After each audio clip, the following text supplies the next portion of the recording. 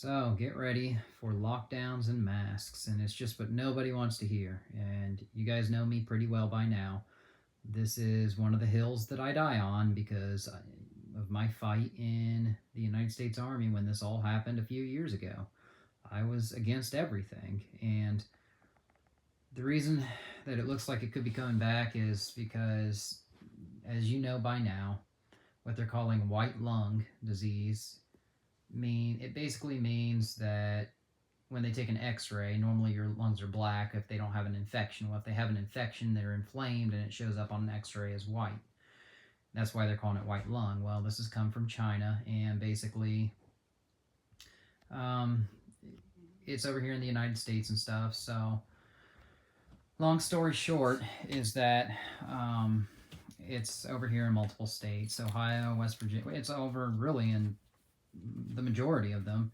And I know where I'm at in West Virginia, like I said, one of my coworkers got it, and she had it last week, and I kind of figured something was going on because she wasn't like deathly sick. She was working through it, but basically she said her brother had it, and they just haven't been able to kick it yet. But they're not dying or anything. Like, it's not like it's that bad for her, and she's probably about 19 years old.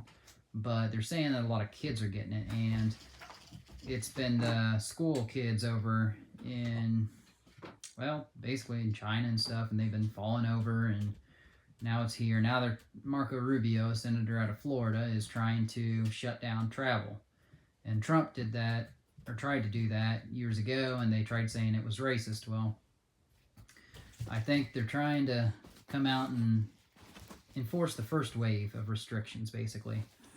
So I don't think this is necessarily going away. I think there are a lot of countries now that are reporting this, and the media is kind of being wishy-washy about it. They're saying, well, it's not that big of a deal yet, but they're talking about it. So if they're talking about it, then it must be fairly big.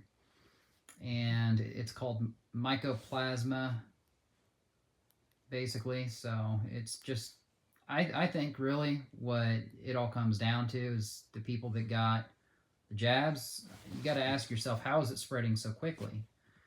And the United States is one of the countries that have it. Switzerland, now Vietnam, Italy, France, now they're reporting it. But we've got it here. I mean, in West Virginia, it's like, how does it get here?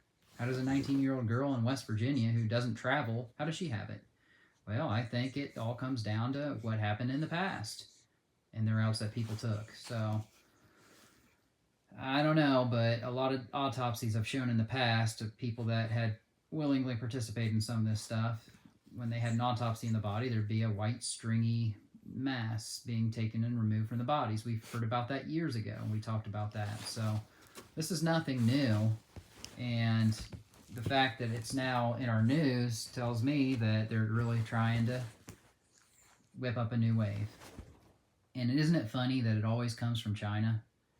It's like we talked about before with Ukraine, the biolabs. That's what the whole war was about in Ukraine, was the biolabs. Well, we know China's got them like crazy, and it happened in a couple provinces north of Wuhan, a couple 100 miles north of Wuhan.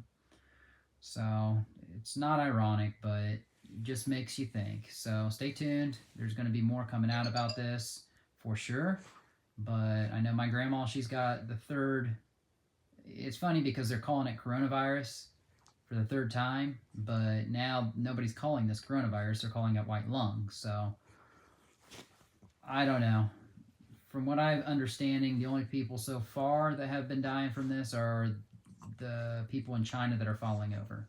I haven't heard about anybody dying about it yet, but it does seem to be spreading fast, if you want to call it spreading. I still think it's from what people have willingly participated in. And the masks, I talked about those the whole way through. I am against the masks, at least for sure. At least the white and blue medical grade ones. Those were never made for preventing infectious disease. They were made for doctors not dropping stuff into patients during open surgery. But